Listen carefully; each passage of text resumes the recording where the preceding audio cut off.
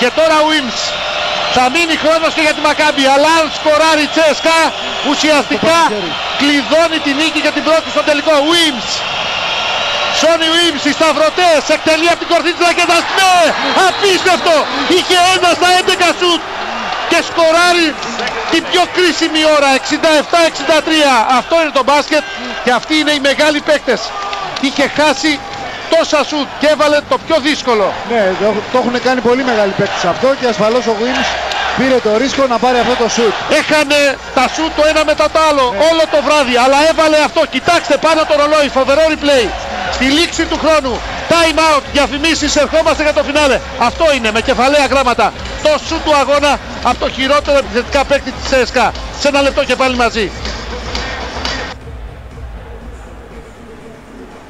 Ένα στα 11 είχε όμως μέχρι εκείνη την ώρα. Σμιθ στην επαναφορά για τη Μακάμπι. Τάιους. Ράις. Δίστασε. Μπλου. Σε σουτ 3 πόντων στα 13,5 δευτερόλεπτα. 67-66. Και time out από το Μεσίνα τώρα. ЦΣΚΑ έδωσαν ζωές στη Μακάμπι που πάντως ακόμα ποντάρει στην τύχη για να φέρει την ανατροπή. Λάθος από την ЦΣΚΑ. Μπλου.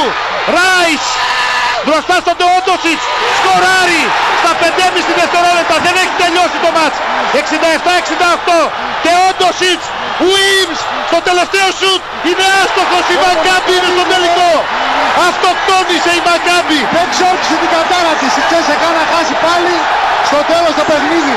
Απίστευτα πράγματα έγιναν στο Μιλάνο. Ίσως είναι γραφτό. Εδώ στην εκπνοή η Μακάμπι είχε νικήσει στο πρώτο παιχνίδι των play-off την Ολύμπια, όταν ο Λάκφορντ αστόχησε μισό δευτερόλεπτο πριν από το φινάλε στην ελεύθερη βολή. Και απόψε έγιναν όλα όσα έπρεπε να γίνουν για να νικήσει η ЦΣΚΑ. Για να νικήσει η Μακάμπι. Η ЦΣΚΑ αυτοκτόνησε και πάλι. Τρομερό φινάλε. Αυτοκτόνησε και είναι αυτό που σου είπα, κάποιος μας ρώτησε στο ημίχρονο γιατί να μην προκληθεί η Μακάμπι και να υπάρχει αυτή η ομορφιά στον μεθαυριανό τελικό. Και πραγματικά δικαιώνεται το μπάσκετ και αυτό που λέμε ότι δεν τελειώνει ποτέ όταν δεν σφυρίξει ο διαιτητής.